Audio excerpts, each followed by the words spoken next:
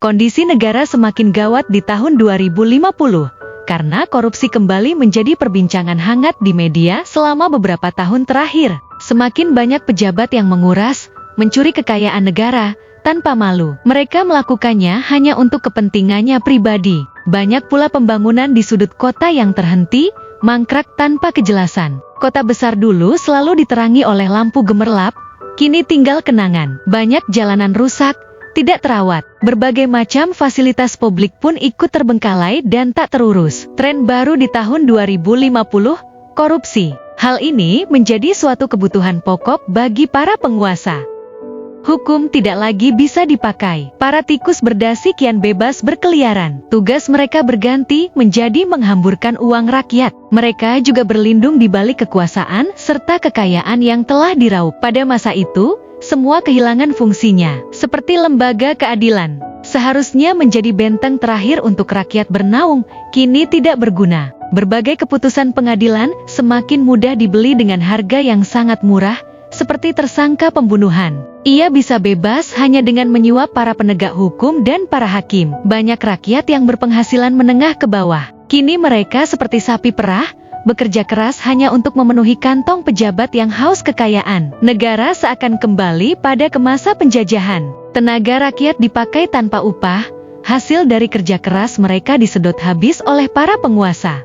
Fasilitas umum banyak tidak bisa pakai, meskipun mereka selalu membayarkan uang pajak pada pemerintah. Waktu menunjukkan pukul 7 malam. Namun jalanan utama ibu kota terasa sunyi. Hujan rintik membasahi aspal. Banyak orang lebih memilih untuk tetap berdiam diri di dalam rumah masing-masing. Lampu jalan yang temaram berhasil menciptakan suasana yang sangat kelam, ditambah keadaan jalanan yang rusak, memunculkan kesan misterius di malam itu. Seorang gadis muda berkacamata sibuk menyusun makanan ringan di rak. Ia bekerja di sebuah minimarket yang berada di gang terpencil, di dekat perbatasan ibu kota.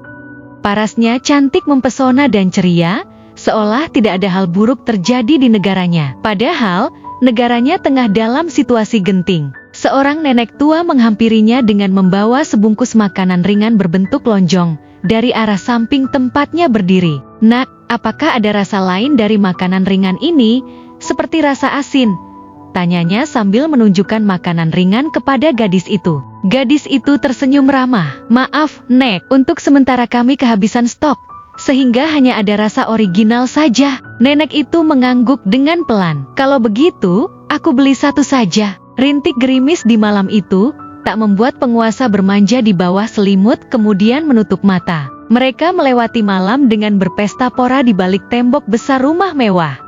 Pesta pora digelar meriah dan megah, pesta yang tak pernah berhenti selama mereka berkuasa, karena semua dibiayai oleh uang rakyat yang dicuri. Presiden yang berkuasa adalah seorang yang idealis, pria yang bermimpi besar, membawa negara kembali ke masa jayanya puluhan tahun lalu. Sayangnya, kini negara yang dipimpinnya tengah terjebak di dalam lingkaran setan. Ia dilantik beberapa tahun lalu. Sejak menjabat, ia telah menyatakan perang pada korupsi. Namun, semua hanyalah omong kosong belaka. Karena nahas, semua jajarannya terjerat dalam lingkaran setan, termasuk ajudannya sendiri. Berbagai upaya dilakukan untuk kembali menegakkan keadilan dan hukum yang berlaku seperti di benaknya, tapi semuanya selalu gagal dan kandas.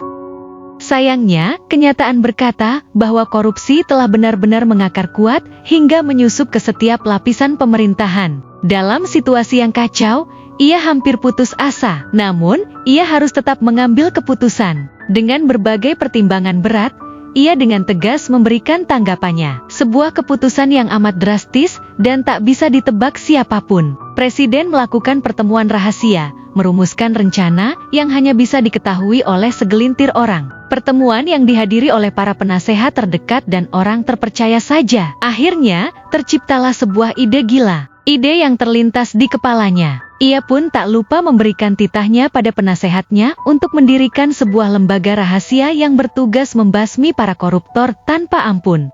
Lembaga yang dibuat bernama Sandi Lembaga Pemuda dan Pemudi. Lembaga yang berfungsi untuk menyamarkan tujuan pemerintah dari siapapun. Lembaga ini merekrut para anak muda yang baru lulus dari SMA dan SMA. Mereka yang sudah memiliki kartu identitas resmi dari negara. Anggota lembaga ini dipilih bukan hanya karena mempunyai kecerdasan atau keterampilan fisik, namun karena tingginya rasa setia dan cinta mereka terhadap negara dan kerinduan atas tindakan keadilan. Rekrutmen anggota Lembaga Pemuda dan Pemudi dilakukan secara tertutup dan melalui berbagai macam saluran yang tidak mencurigakan, agar tidak menarik perhatian para setan-setan dari pemerintahannya. Salah satu anggota rekrutmen lembaga ini adalah seorang gadis yang juga bekerja di minimarket pinggiran kota.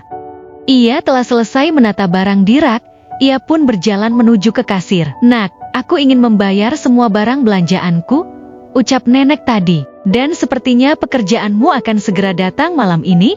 Codename Amarilis. Gadis muda berkacamata itu terkejut, namun dengan cepat ia merubah wajahnya dengan tersenyum. "Codename Amarilis, siap melaksanakan tugas," balasnya dengan nada tegas. Dengan langkah sangat cepat, gadis itu meninggalkan meja kasir sambil memberi sebuah isyarat pada temannya yang tengah menata minuman di lemari pendingin. Temannya itu pun langsung mengangguk, memahami situasi. Setelah memastikan tak ada yang memperhatikan, gadis berkacamata itu masuk ke dalam ruangan khusus karyawan.